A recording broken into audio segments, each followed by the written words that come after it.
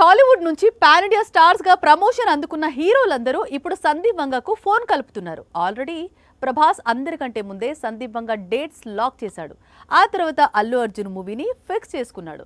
ఇప్పుడు ఈ లిస్ట్ లో యంగ్ టైగర్ కూడా చేరిపోయాడు. ఒక అర్జున్ రెడ్డి, ఒక యానిమల్ లాంటి మూవీస్ తీసి మాస్ పల్స్ బాగా పట్టిన సందీప్ వంగతో వర్క్ చేసేందుకు ఇప్పుడు తెలుగు స్టార్స్ పోటీ పడుతున్నారు.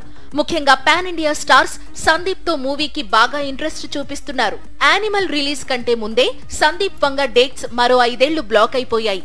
వచ్చే ఏడాది స్పిరిట్ తీస్తానంటున్నాడు. ఆ తరువాత యానిమల్ పార్క్ పట్టాలెక్కనుంది.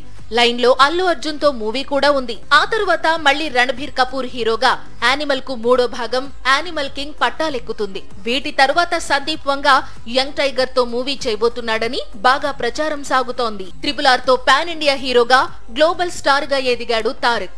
ప్రస్తుతం బాలీవుడ్ లో వార్ 2 అనే సెన్సేషనల్ మూవీ చేస్తున్నాడు.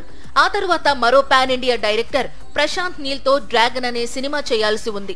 ఆ తరువాత దేవర సీక్వెల్ పట్టాలెక్కుతుంది. వీటి తరువాతే సందీప్ వంగతో ఎన్టీఆర్ మూవీ ఉండనుంది అనేది సమాచారం. వీరిద్దరూ చేతులు కలిపితే మాత్రం మాస్ ఆడియన్స్ కు పూనకాలు రావడం ఖాయం. కానీ ఈ ప్రాజెక్టు పట్టాలెక్కేందుకు 5 ఏళ్లు పడుతుంది.